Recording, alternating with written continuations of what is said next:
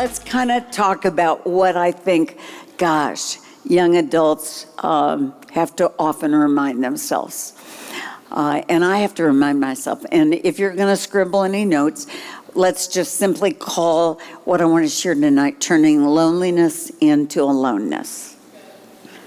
Turning loneliness into aloneness. I think young adult years can be some super lonely years in your life. You know, you're either thrust into the workforce, you're still going, some of you to school, others of you not, but it's sure different from high school, you know, where everybody was buddy and you're bouncing into everybody, and I mean, it's a really different world for all of us. And I even commented to somebody, one of the three of them recently, I think it was Charity, just hear me, the older you get, the more susceptible you are to loneliness, because as you become more and more friends, you have to be even more intentional, you know. And so I think, gosh, a lot of people your age deal with a lot of loneliness, certainly not just girls, because you can hear the title and think this is a girls' teaching. No, it's not. It's for everybody. All of us deal with loneliness. And the tragedy is lots of times we just become whiners with our loneliness. You know, we feel, so I'm not going to feel sorry for you, any of this teaching, okay? So if you need somebody to go, poor blue baby, so sweet, so, I'm not going to do that, okay? Because you're adults and you have to gut it up, and that stinks to be told that, but nonetheless, we all know that. We all go through lonely seasons, lonely times, and you've got a choice on how you face into them. But gosh, when I began, and it was really about when I was in my mid-20s that the truth of this came alive, trying to figure out, Lord, what do I do with the loneliness? And ironically, I had just broken up with a guy, and he had sent me yellow roses. His name was Mike Scholl. Isn't this a hoot that I still remember the guy's name? You know, his name was Mike Scholl. He sent me yellow roses. Now, I was kind of a pushover for yellow roses. Don't send me roses ever. It's too much money. Give me an Altered State gift card. That's what you want to do, not roses. Okay. So, but I was a pushover for, you know, flowers, and he sent them to me in this schmaltzy note apologizing for whatever he had last done to make me break up with him the last time. And I remember that night, and I'll probably read it to you a little later, just kind of coming back, journaling to the Lord, trying to attack loneliness in a different way. So let me say the obvious for all of us. First point would be loneliness can be really the most crippling almost of all emotions. You know, sadness is crippling, insecurity is crippling, but gosh, the lonely thing can create a chasm inside of you. Are you hearing music, or is that just in there? It's these. That's mechanical. Oh, that's cool. No, I love it. I thought it was cool background music. I thought I just wasn't keeping to the beat. Okay, but now I got it.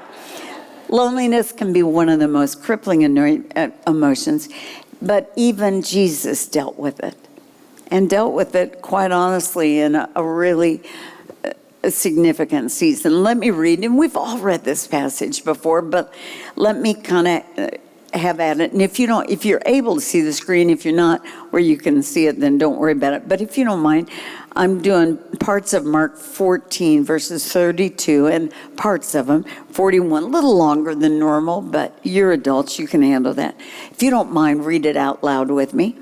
Then they came to a place called Gethsemane, and Jesus said to his disciples, "Sit here while I pray." Then he took Peter, James, and John deeper into the garden with him, and he began to be deeply troubled and distressed. Catch that line. Yeah. Deeply troubled and distressed. Keep going. He said to them, "My soul is exceedingly sorrowful, even unto the point of death. Stay here, watch, and pray." Now, we've all read that before, but get that. The Son of God looks at his buddies and says, it is not only a rotten day, my soul is deeply troubled. And guys, all you got to do is stay right here and watch and pray. That's all you got to do, men. That's all you got to do. And it goes on, read with me. So Jesus went into the garden a little further, fell on the ground, and he prayed, if it were possible, the hour of the cross might pass away from him. He said, Abba, Father, all things are possible for you. Take this cup of death away from me. Nevertheless, not what I want, but your will be done. Now, I just want to stop on that 5 seconds just to remind you, this was not Jesus's idea of a good time. And we all know that. But gosh, we get, like I said to you, please don't take Pastor Greg for granted. In like manner, be careful that you don't take certain things like this for granted. I mean, we've all heard the story of the cross so much, it's like, yeah, the cross. No, the cross, folks. That was not his idea of a great Friday evening activity. And so it goes on, it says, then Jesus came back to the 3 closest disciples and found them obviously doing what? Sure, sleeping. Talk about lonely. And he said to Peter, Simon, are you sleeping? Couldn't you watch and pray 1 hour? Watch and pray, or you will enter into temptation. Your spirit is willing, but your flesh is weak. Keep reading if you will, if you see it. Again, Jesus went away and prayed. But when he returned to his disciples again, he found them asleep again. And then I love this next line. For their eyes were heavy. Poor baby. Homer, that's like me looking at you saying, he's on that couch. Little sweetheart, his eyes are heavy. Now, your friends were spiritual. They moved to the seats. I'm sorry, spiritual friends. I know it's not as comfy as the couch over there, okay? But at least you'll stay awake for a while. Homer, how are you doing? You okay, honey? Your eyes heavy? No, okay, all right. For his eyes are heavy. That cracks me up when I read that. And when they woke up, they didn't know how to answer him. Well, I'm sure they didn't. I'm sure. Oops. Oops, didn't drink enough coffee today, boss. Then Jesus came back a 3rd time, and we all know the account, and he says, are you still sleeping and resting? You idiots. He didn't say you idiots, but I would have. It is enough. The hour has come. Behold, I am now betrayed and given into the hands of sinners. Rise, let us be going. See, my betrayer is at hand. That's pretty mammoth. The Son of God dealt, well, I can't think of a much more profound kind of loneliness. You're about to be killed in the most brutal way ever in history you could be killed. I mean, when these guys are electrocuted and all this stuff, that's quick. Death on the cross was slow and agonizing. It was normally death by, and you see the pictures, and they would put the people on the cross and usually put a foot brace underneath them. But at some point, they could no longer have the muscle strength to push up. And thus, and we've heard this before, often you died on the cross by suffocation, which would be a miserably slow death. And we all know, certainly broken heart, we've heard other people say that before as they pierced him and the blood ran. Whatever it was, can't think of a worse death. So he's looking at it and he's saying, guys, you're my 3 closest friends. All I need you to do is watch and pray. And 3 times he comes back and finds them asleep. I can't imagine what the loneliness would feel like then. I mean, it's a big deal when people you're distant from are out to lunch, but it's a mammoth deal when you got 1 or 2 people that you've done a lot of life with. They're in your life. They would say they're your, ride or dies. And then at that moment, because, it would be different if they'd been killed in battle or something. They just fell asleep. And they kept falling asleep. And so picture this, because I don't think we see it. See, it says that Jesus was suffered and tempted in all points like us. So I think he understands loneliness like none of us ever will. I really do. And so he'd come back, they're asleep. And then he had the guts to say, rise up, my betrayer's in hand. And I would not have awakened them. Would you have awakened them the third time? Losers, go on. I'm not waking you up a third time. You are such a farce. You just sleep on. And I hope tomorrow morning when you wake up, you've got a really stiff neck from how you slept. A really stiff guilt complex because you're a loser and you're going to read in the Jerusalem whatever that they got me. And you didn't even give a rip. I mean, for real, it was I can't imagine the loneliness. And see, I can't imagine the humility. Now, again, if you're a Debbie Downer, whether you're a guy or a girl, only one thing worse than Debbie Downer is a girl, and it's a boy. Man, pardon me. So if you're a Debbie Downer or Debbie Donnie or Donnie Downer, ignore me right now. But for the rest of you, gosh, how awesome when we can look at our friends when we're having a tough time and say, I really need you. I really need you. Don't expect your friends to read your mind. They're not going to be able to pull it off. Nobody can do that. You can't do that in a marriage. You can't do that in the best friendship. And oftentimes, precisely at the moment that you most need friends to be all the way in the game with you, sometimes because of spiritual warfare, sometimes because of just humanity and life, they're not there. And we get hurt when people don't read us well.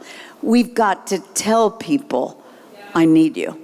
But if you're the person who always saying, I need you, you need to get a grip, is what I'm saying. You know, because haven't you ever seen somebody that you're scared to ask them how they are? Because they'll tell you every time, and you think, oh. Don't you, for real? Aren't there some people you walk to the other side? Brother Drummer's looking bored. Are you bored? No? Okay. All right, you were looking down. I thought maybe you needed me to be more fun with you. Okay. Brother Drummer, do you ever want to ignore people because they're downers? Tell me yes. Not your wife, because she would be Sister Pep Machine. But, you know, for real. So I'm just saying to you, if you're one of those, you know, that you're precious, you're always down, don't feel bad that people don't ask you, because that's because you feel sorry for yourself so much that you're not fun to be around. But for the rest of us, let's remember Jesus was willing to fight his own loneliness. He woke those guys up 3 times. Now that is a wow. 3 times he woke them up. In the garden of your life, you've got to remember to wake people up. And when they fail you, when they fall asleep on you, which everybody will do from time to time, I don't care who they are. That's why you need more than one friend, because if there's only one friend, you're putting way too much weight on one person. And it easily can become unhealthy. And so again, Jesus 3 times. I mean, look at that. Don't you think one of them would have stayed awake? I mean, for real. But no, they all fell asleep 3 times, and he kept waking them up. And so the myth that I think is so huge is that people remove loneliness. That's a lie. People do not remove loneliness. I've been in large crowds where I was the featured speaker, and get back to my hotel room, and I don't care how many people were there. And I certainly could have invited a bunch of girls to my hotel room. I wasn't going to ask the guys, but, you know, you can be in the middle of lots of people and still be lonely. Don't you know that? You may be here tonight and be lonely. Here's the deal. I hope this is such a cool group of people. And I love it that you start at 9:30. I just think that makes you cooler. I don't even know why, but I think it does. But here's the deal. You want to make sure that this is legit one of the friendliest places anywhere around here. Because people will first buy into genuine friendship before they buy into real relationship, oftentimes, even with Jesus. And so, gosh, your age group has plenty of lonely people. Not just losers, but people that are awesome, that if you peel away the wrapping, they're lonely. And they believe the myth. People remove loneliness, or even a worse myth, that if you have the right romantic relationship, it removes loneliness. And that's a lie too. Now, look, I'm all for romance. I am painfully for romance. I am like, shit. I think I have the gift of matchmaking. And no, don't sign up for my services. I can see some of you just got really excited over that. But the issue is, again, no matter who you've got in your life, or if you listen to secular music or movies or stuff, it's like the right someone changes everything. And I talked to the interns this morning, and I said, gang, the someone need is a really dangerous need in our lives. It's normal. I'm not saying it's bad. Please hear me say that. I'm not saying it's bad. But if you let it get too big in your life, it destroys you, because you spend forever looking for this someone and thinking that your life won't be fulfilled or happy until you get that someone. And invariably, the best someone in the world will fall short of being able to be a 24/7, understand you all the time, meet your needs, all of that. And so again, the myth that, gosh, more and more our world plays into is not only people remove all loneliness, that's not true, but the myth also that the right someone removes all loneliness. Gang, and you know this, there is nothing lonelier than being stuck in a marriage with the wrong person. That's lonely. That's lonely. Most of you, you know, you've been around for a little bit. You know that my amazing hero and husband of 48 years died. It'll at the end of August, it'll be 4 years. And gosh, yeah, lonely. And people ask me pretty often now, you know, are you gonna get married? I hear it all the time. And listen, I told the interns today, I'd like to stress to all of you, I'm not saying I'll never remarry, but once you've been married to the Pope, it's tough to follow that act up. So for starters. Number two, look at people close to my age. Can we have a moment here? Let's have a therapy group. If you have a relative who is godly, loves Jesus with all, it needs to be a he. I'm not into the other kind. He loves Jesus with all, godly. He's about my age. You want to know what my age is? It's none of your business what my age is. None of your business. And that guy's fun, and he doesn't want a purse or a nurse. We'll discuss meeting him the next time I come. I don't know if we really will, but he just can't be ugly. Now, I know I'm not supposed to care about what the guy looks like. I got it. But I can't go to bed each night closing my eyes. He needs to be, medium to okay. Just medium to okay. But here's the deal. I'm having way too much fun tonight. Some of you that are deeply serious, I'm going to bother you. So you just need to get healed, because I'm deeply spiritual. These are my people, so I'm having fun. And I'm not looking at this table anymore, because I don't know how much you're smiling, you're smirking, you're smiling. I won't even touch you again. Not even going to mention it, because anything you want to do is great. Okay, so I'm having what's your name? I won't pick on you anymore. Huh? John or Josh? Oh, I have a son named Josh. You need to like me. I got a kid named Josh. Okay, all right, we got it. Josh, we're best friends. Okay. So, again, gosh, I just have to say over and over to myself, it would be 1,000,000 times more lonely if I later on married a gentleman and got into it and went, oh my gosh. Does that make sense to you? And you say, well, you're an old lady. It doesn't matter for you. I beg your pardon. I beg your pardon. Unless Jesus comes back, I'm going to live another healthy 30 years? 25 at least. I don't know how. No, I'm not going to say too much or I tell you how old I am. I'm going to be around for a long time.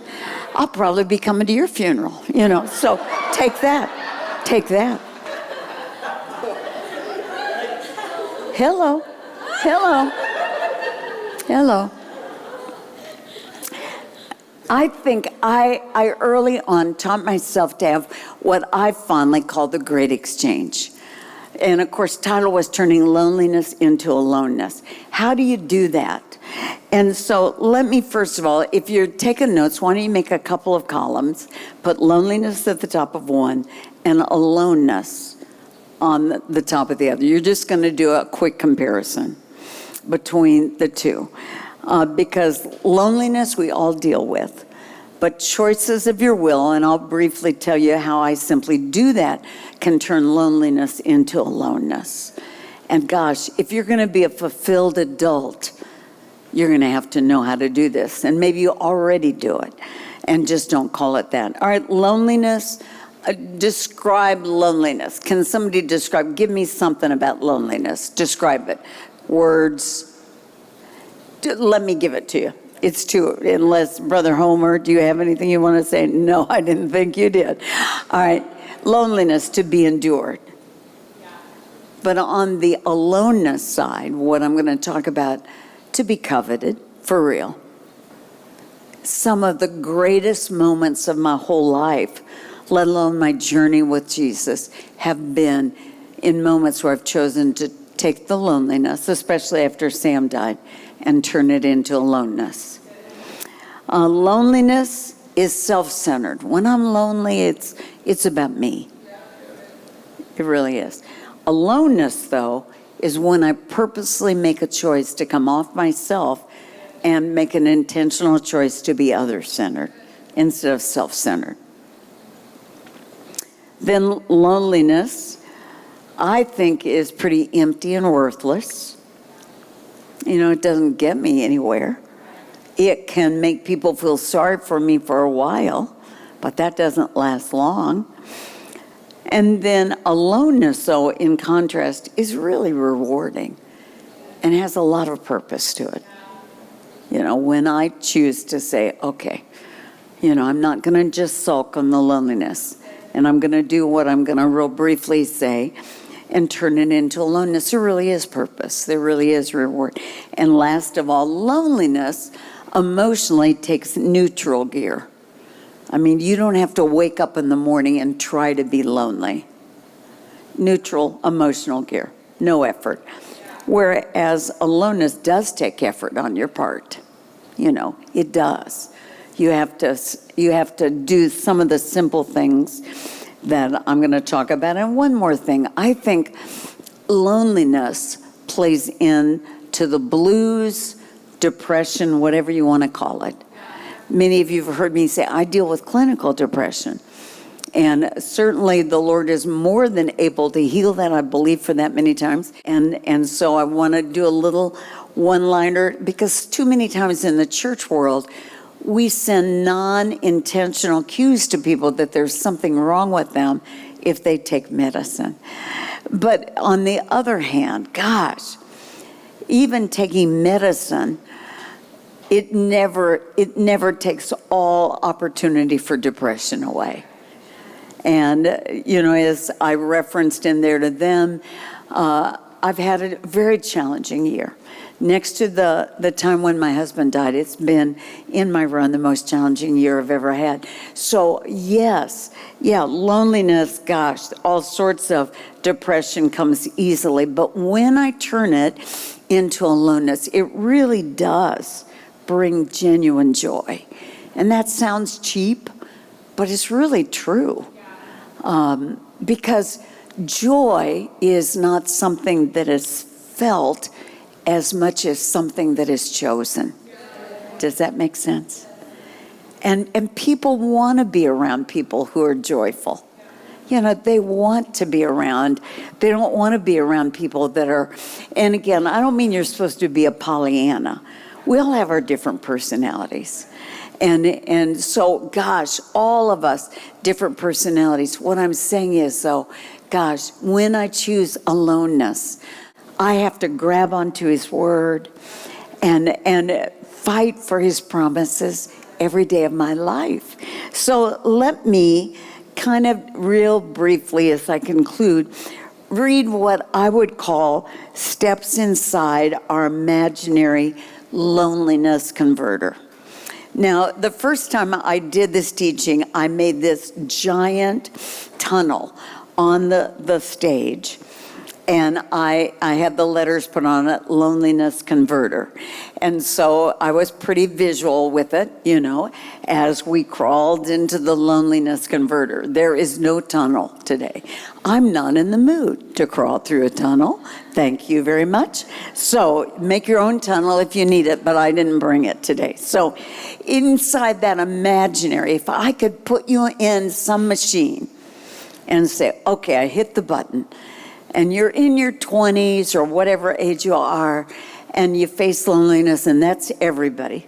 And again, I commented on this to the teenagers in the youth group. Our society doesn't let, and this is really pretty rotten of us, we don't let guys be lonely. At least we don't let you admit it. We don't let guys express hurt as easily. And that's really a tragedy. I think that is why, and you all know this, nothing like a positive stat. Lots more men commit suicide than women. And I think and lots more men deal with serious clinical depression than women. I think part of it is because our society has so made it that men are not supposed to feel, they're not supposed to talk about their disappointments or their hurt. Matter of fact, about the only way you can get it out presentably is to be angry. And that's so sad. So sad, such an untruth. And so whether you're male or female, that loneliness converter, and let me walk you through 4 simple things that I do in my life. And gosh, I've done this for lots of years since I've started serving Jesus, but especially in the last almost 4 since Sam's been gone.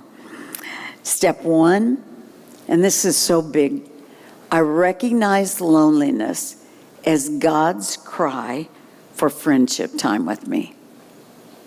I recognize loneliness as God's cry for friendship time with me.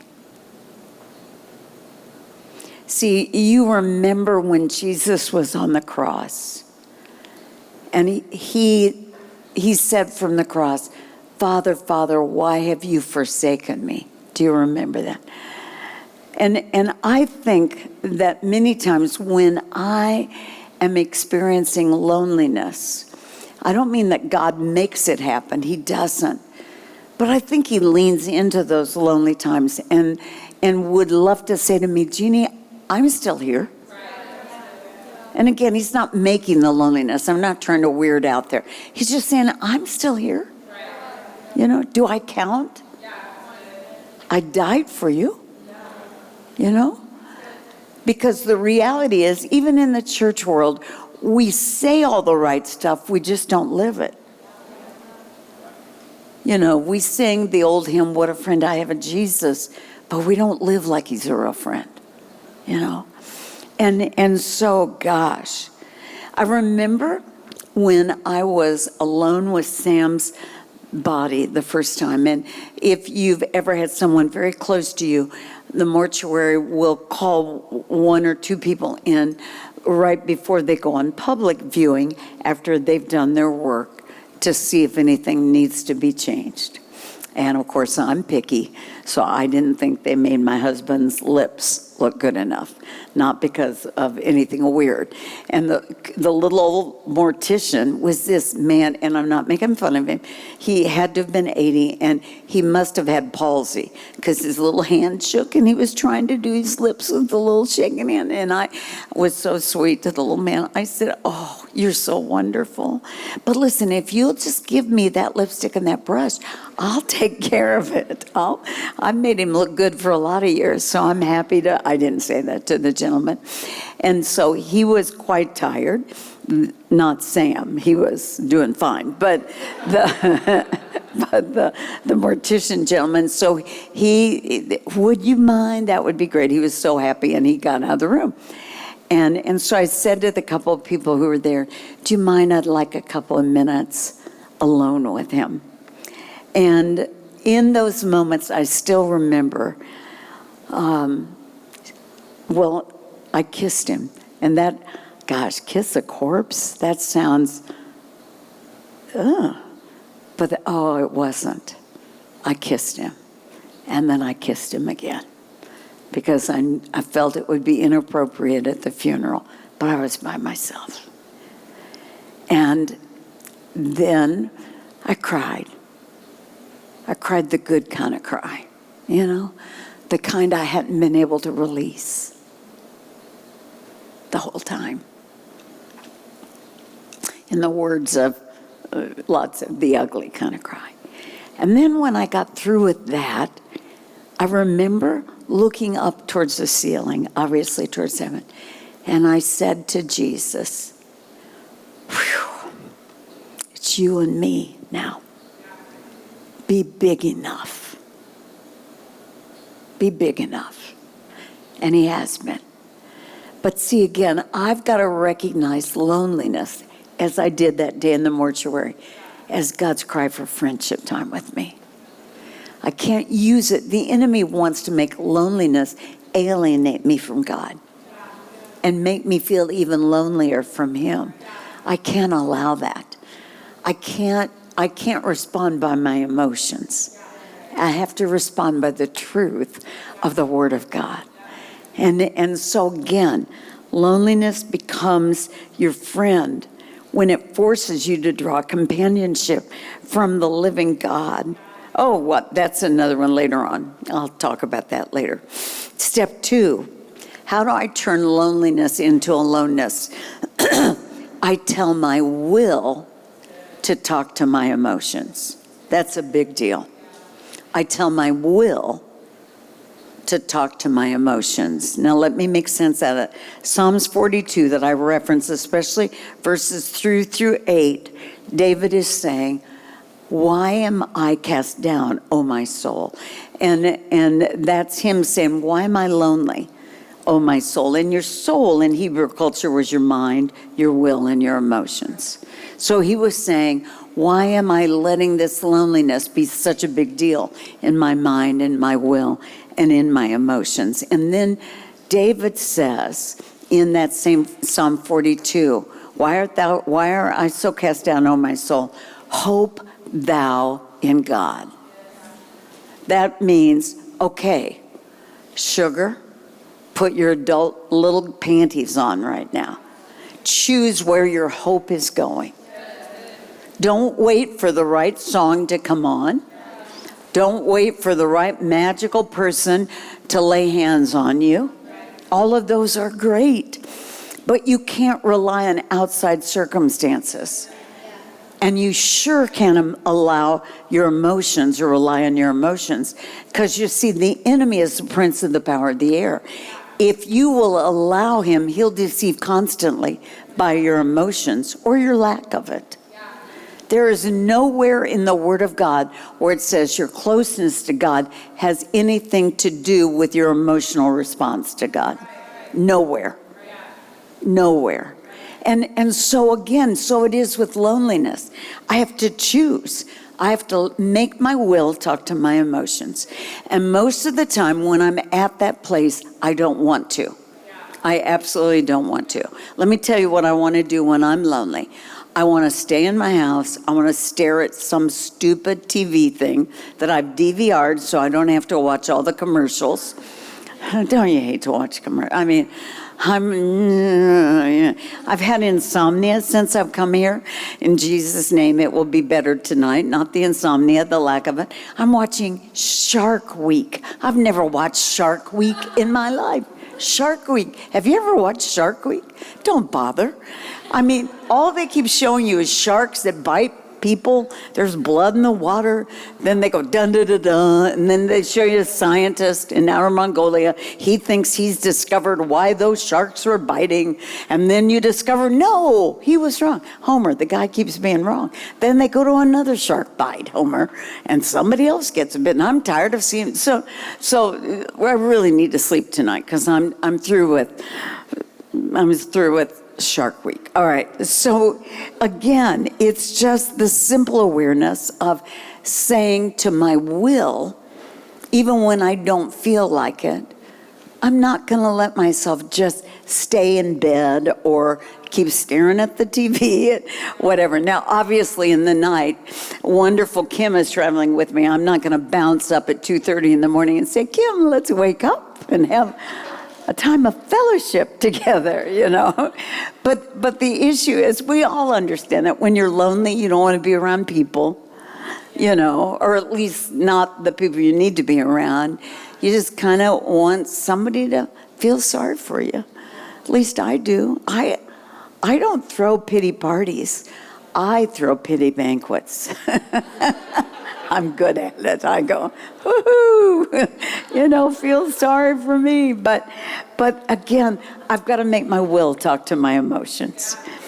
And like David did in Psalms 42. And then one other, and I said 4 steps, it's only 3.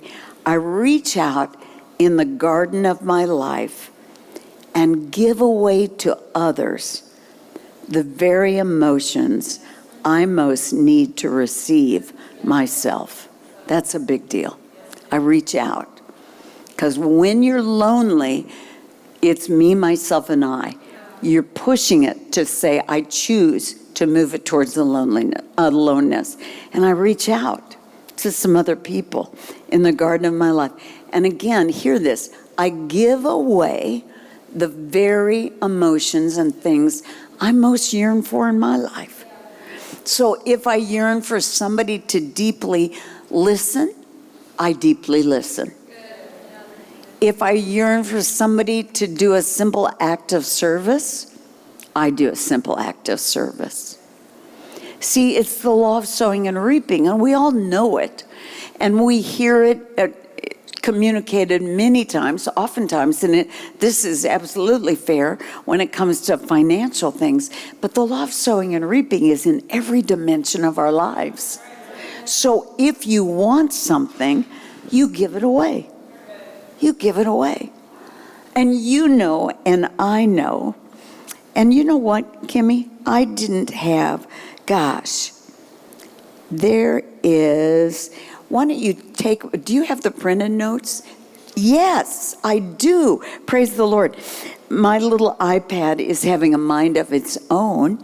I love you, Kim. Don't we all love Kim? And so I couldn't find the right set of notes, so I pulled it up and I said to Charity, this would be fine. It was fine till I get to the bottom, and this is not on it. But again, you know, and let me remind you, I started to say it before, but I'm going to say it now. Jesus is on the cross, and he says the immutable, you know, Father, Father, why have you forsaken me? And we all know that. Obviously, he's lonely. Why is he saying that? But I want to remind you that at the moment he was saying, Father, Father, why have you forsaken me? That was the moment that he was doing his most hell-defying work ever. He was dying on the cross for us.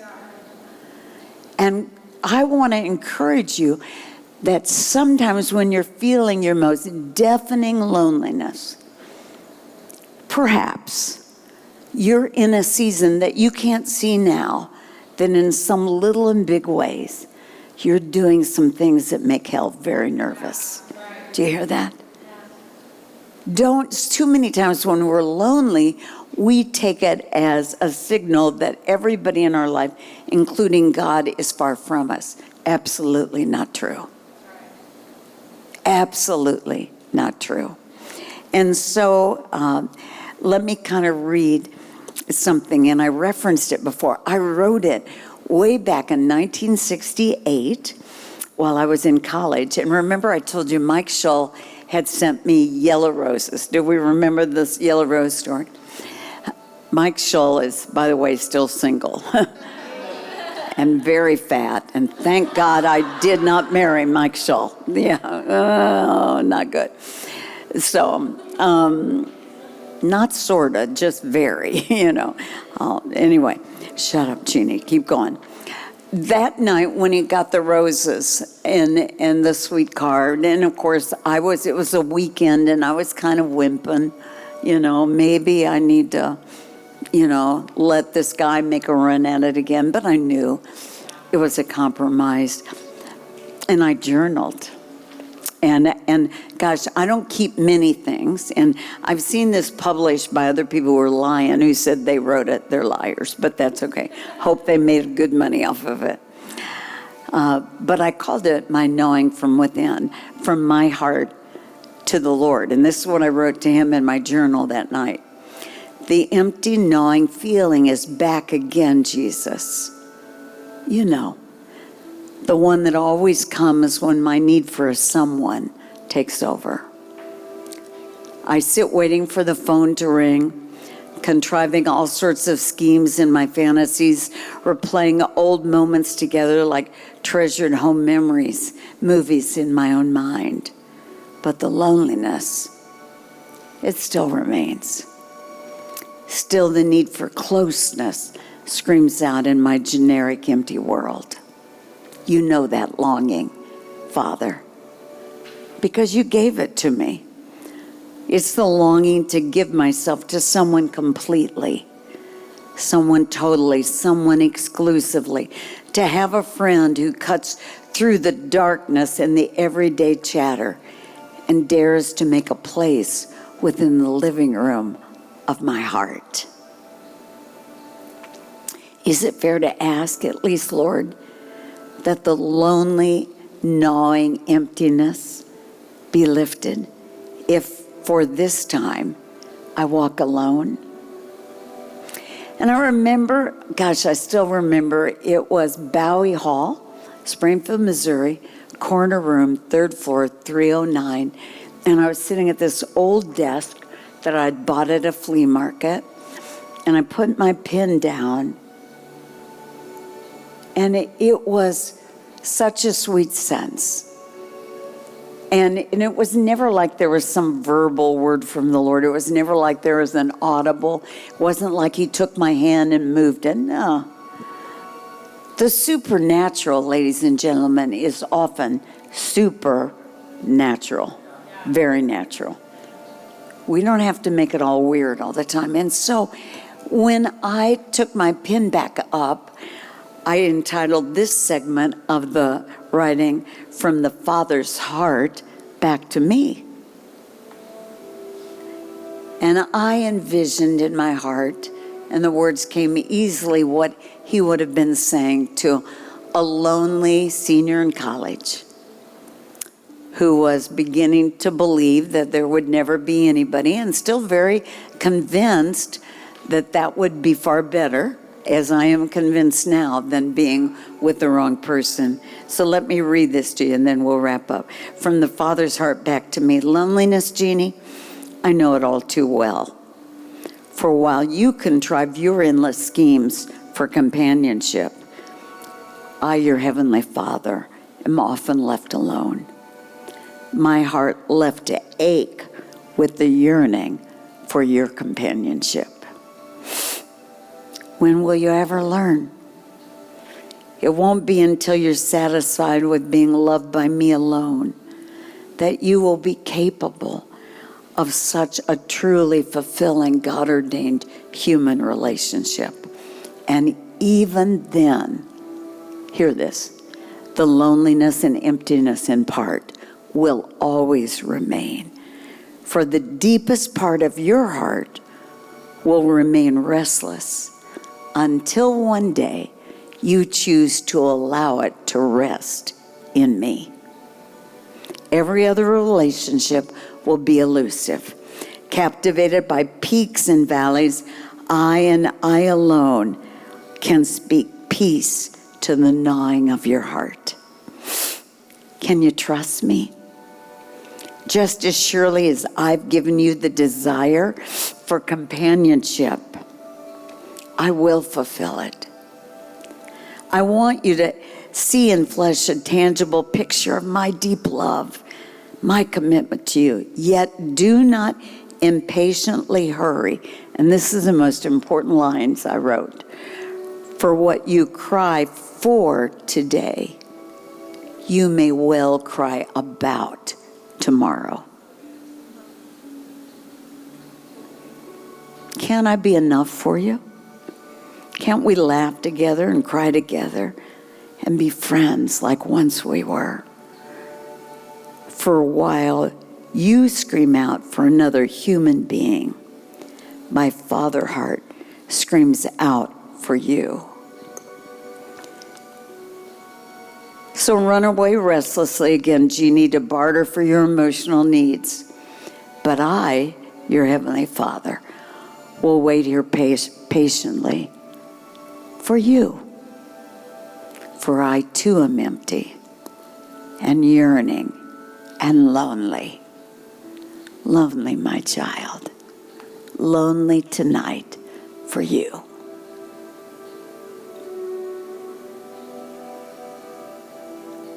True. I just told the kids in the high school, the theme is mirrors, and they were kind. They gave me mirroring the love of the Father heart of God. And I showed them the clips from that old movie, Antoine Fisher. If you haven't watched it, it came out in 2003, but it's worth a watch. And as Greg mentioned, big long table depicting what this little orphan kid envisioned for himself family-wise. And I said to them what I'll say to you tonight. And sometimes in our 20s, we get too old and we think we're a bit above all of this. No, you're not. I'm way older than 20, and I'm still comforted by this reality. There's a chair at God's table that only you can fill. Anybody who's had biological children knows that it's never everybody if you're minus even one of your kids. And it's not that way with God either. He's lonely for you. And the greatest gift as you move through this important season of your life is to train yourself to do those intentional things. It doesn't happen. You can't just pray, Lord, take all the loneliness away. That's not an answered prayer. He'll say, do in obedience what I've told you to do. Do what I patterned for you to do. Choose. Let your will be choiceful and intentional to choose. Get out of your house. Go sit in a coffee shop by yourself. Put your earbuds in with some decent worship music and read your Bible and journal. You go, I've done that. Hey, my sweet husband, let me tell you, guys, what an example I leave you with. He had the first small stroke, not the big one. So he was still doing ministry and stuff, but being very close to him, I could see that things were not the same as what before. And he recognized that. And when he would read his Bible, he would read with a highlighter. And the reason he did that was he was too afraid that mentally he would skip words. And so when he died, I had not one, not two, but 3 totally highlighted Bibles, including the table of contents, where that incredible man of God, because it must have felt lonely for him, as he felt some of his cognition slipping away, as he was no longer in a pulpit that he'd been in for over 4 decades. Gosh, no matter what I said, I couldn't take all that loneliness away. So what did he do? He made a choice. And he didn't, his world wasn't coffee shop and earbuds, His world was kitchen table and sweet tea and the Bill Gaither Band. Do you even know who the Bill Gaither? Don't bother. All right, just let it rest there. But what I'm saying is, he chose, and he highlighted and read. And so after he died, I gave one of those Bibles to one son, one to the other, and I kept the third one myself. So you know what? This weekend can be lonely.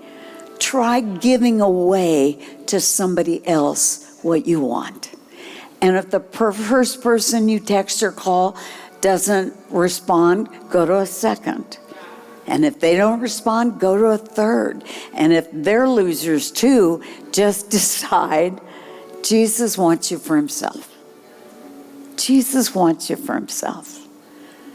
I'm so grateful because, see, when you're in a romance with somebody, there always have to be, or when you're close, it doesn't even need to be romantic. There've got to be some time that the two of you talk that other people aren't listening. And that's what he wants of you. Turn your loneliness into aloneness. When I travel, I do leaders' questions and answers. And I end with this. One of the most repeating questions is, if somebody gave you a microphone and said you could speak to the emerging Christian leaders, young leaders of today, what would be some of your top advice to them? I always say, have a quiet time. Don't just pretend to. Have a real one. 5 days out of 7 is a successful week.